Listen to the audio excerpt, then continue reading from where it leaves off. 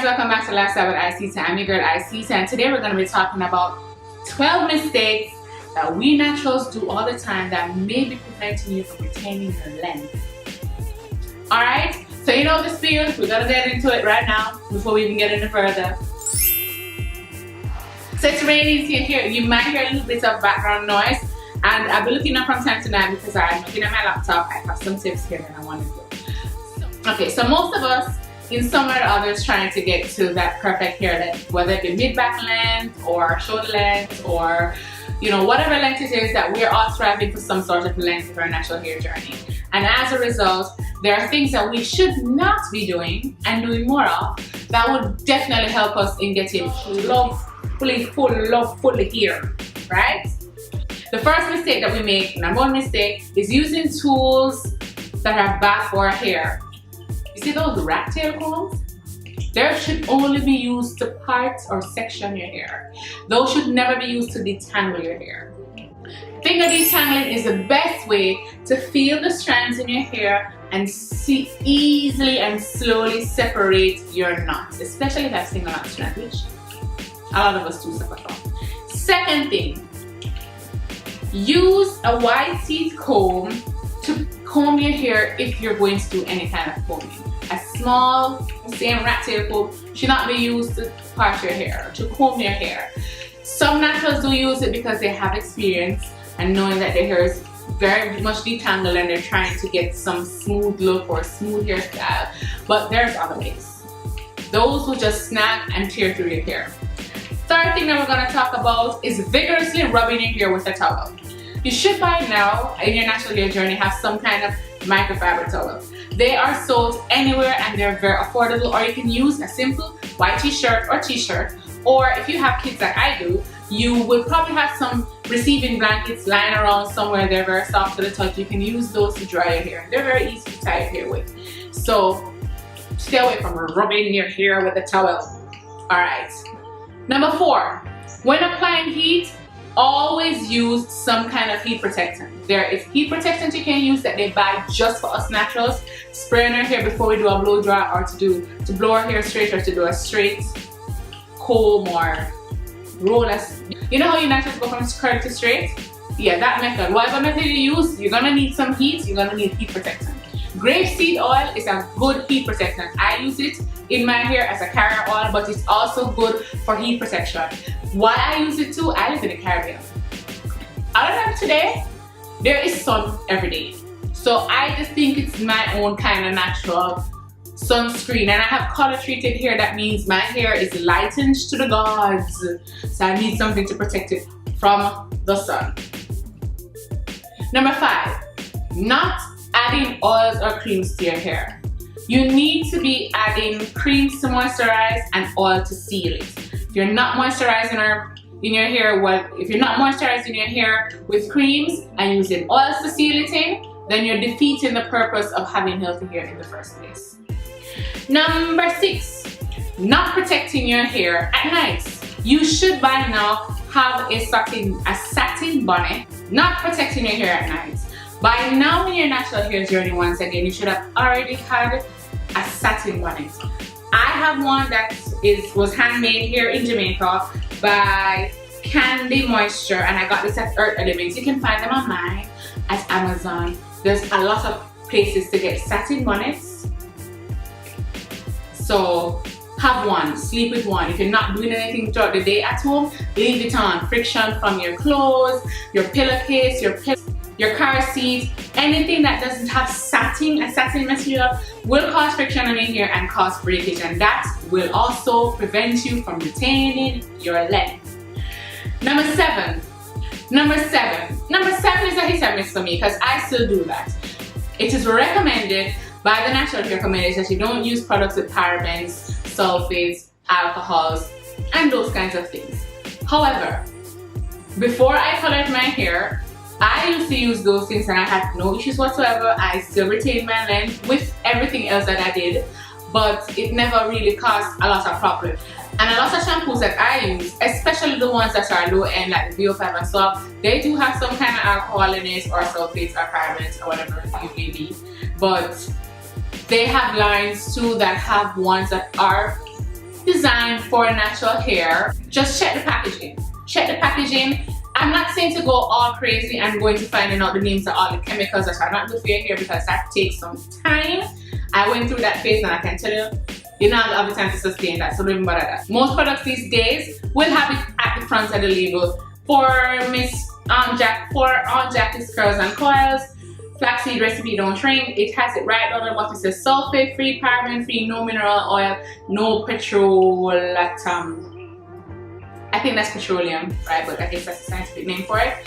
So the community says to stay away from that. It's a hit and miss, so different natural. So it's all about what works for you. If it works for your hair and it doesn't break your hair and it makes it healthy and nice, then continue using it. Because that's the point.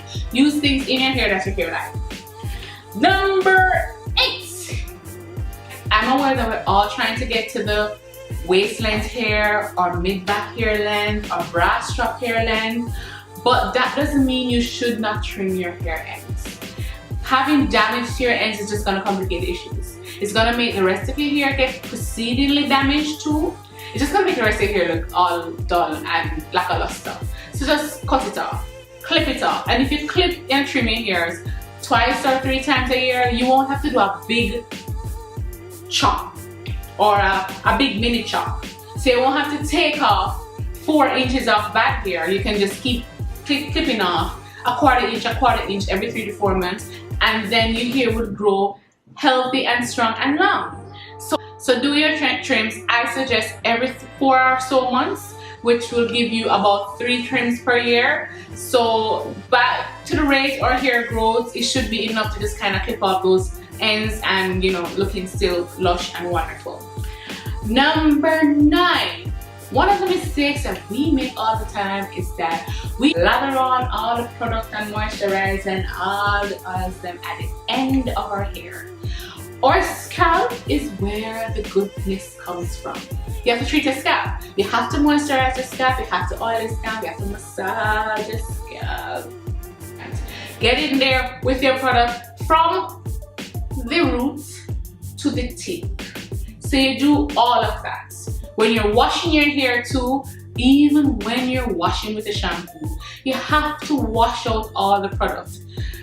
Bear in mind, I have low porosity hair. I should just have a video that just says, at the entrance, I have low porosity hair, because then I won't have to always say it in a video. And having low porosity hair means that products sit right on top of the whole of my hair, from the root to the tip. So when I'm washing, I have to wash the whole thing, from the ends all the way in, from the root all the way out. So I have to do that. When I'm moisturizing my hair with my lock method, and I'll get into that. When I'm moisturizing my hair, I do concentrate more on the ends because I know they're more fragile, but I do not leave out my scalp. Number 10.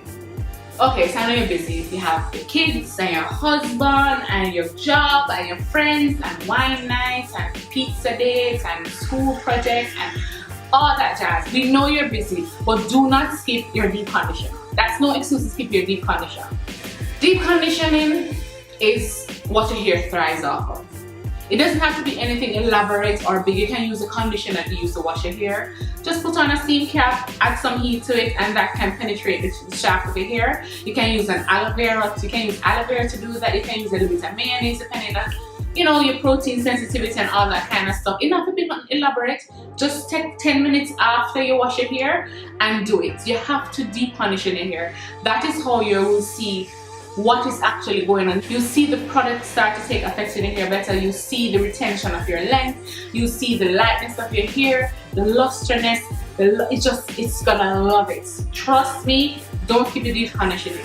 Number 11, going more than 2 days without moisturizing your hair. I know it might sound a little tedious, but we don't have 1A or 2A here. We have 4 here, 4B, we have 4A, 4B, 4C, 3A, the curly hair.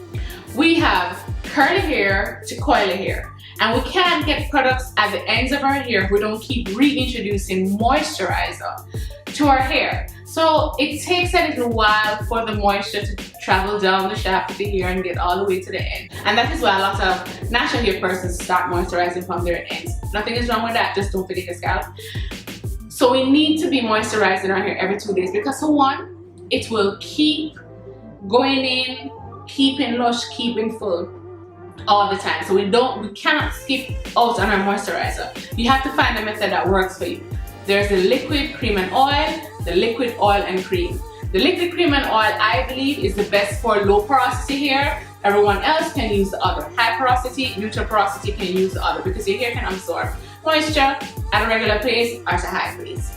With the liquid cream and oil, when we put in a moisturizer, we need to use some oil to lock that moisture in, and we do that every 2 days. Even in a wash and go, you have to moisturize your hair.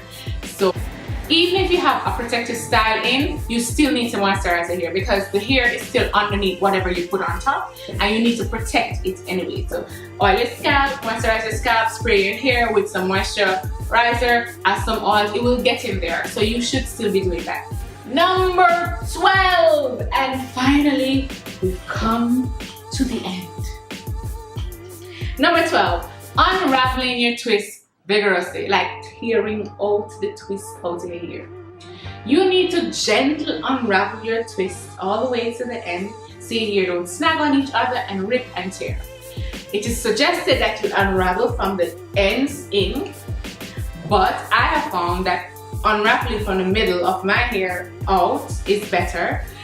It's the method of how you twist it. When you're twisting your hair, ensure that you take 2 sections separately with no stragglers like these here. No stragglers. Twist them together around individually. That means when it's dry and you pull it apart, it will pull apart separately. That's all from me today, guys. Thank you so much for joining Lifestyle with eye-see-tah. The question I have for you today to leave in the comment section is to tell me which out of those 12 mistakes do you make? Because I have 3. I don't protect my hair very often. I do miss out on my deep conditioning, and I do unravel my twist a little quickly because I do it sometimes in the car. So I am guilty. I am guilty. So I will see you on the next video. Bye now.